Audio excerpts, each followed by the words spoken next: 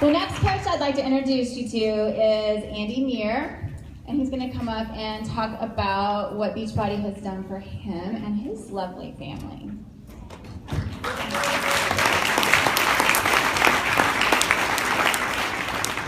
Well, like Deborah said, I'm Andy Neer. I'm from way south, Jasper, Missouri, just north of Joplin a little bit. I did not become a coach like most people become a coach. I became a coach because my wife signed me up.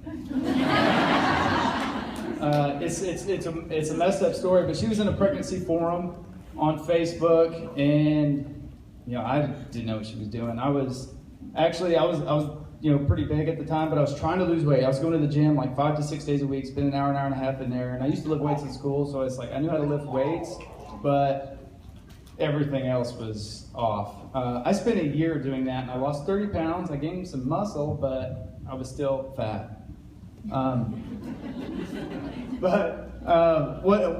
After we had our youngest, Scarlett there in the middle there, you can see, she wanted to do P90X. She was a girl in her fitness group or her mommy group or whatever that was doing P90X.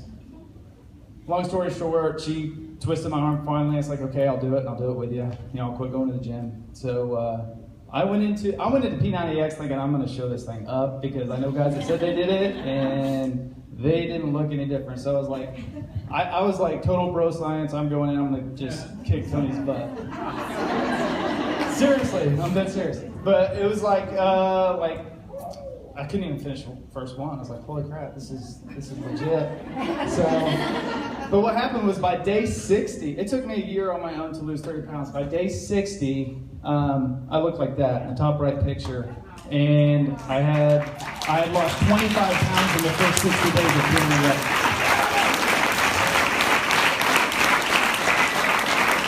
And combined, my wife and I both have lost over 100 pounds and have kept it off. But she signed me up. She was drinking Shakeology, and she was hiding it from me because she thought I would make fun of her, which I would have. But she signed me up as a coach, used my email, and she's brilliant, really. She's not here today. She couldn't be here, but she's like, no, you can get your protein and your creatine, and you get all your supplements cheaper. Because I was going to GNC, I was spending way too much money there. So again, I let her talk me into becoming a coach, and I was put in this coach group and a challenge group and stuff like that. But I was already in a challenge group, but I was put in this coach group, and it was a bunch of big blonde-headed bombshells. Anybody know Bombshell Dynasty? Okay, so I was like, okay, I really don't fit here.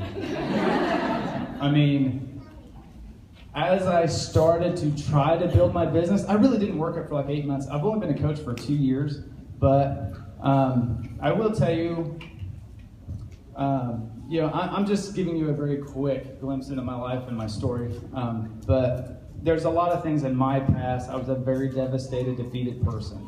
I was an alcoholic, I had a wreck of a marriage, but through the grace of God, a lot of things have, been reborn, so to speak. But Beachbody, when I became a coach, it's like I was allowed to dream again. It was like I was allowed to dig up some things that I used to be passionate about that I let go because I found myself, in corporate America, and it's like I had this, they talk about vision. I had this moment where I was sitting at my desk and I was sitting there thinking, I am working myself to death for some guy's grandfather's dead dream.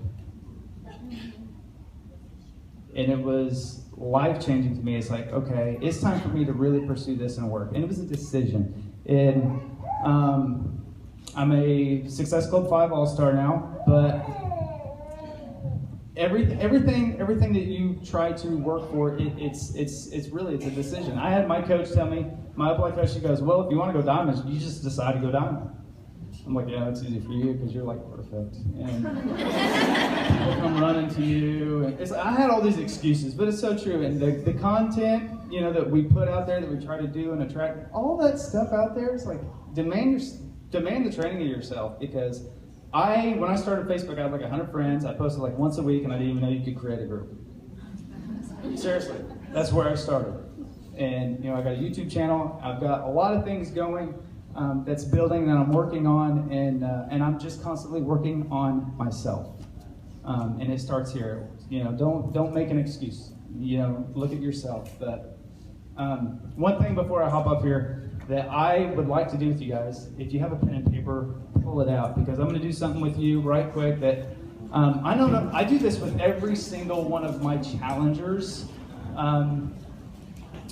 but it also works with your coaching business.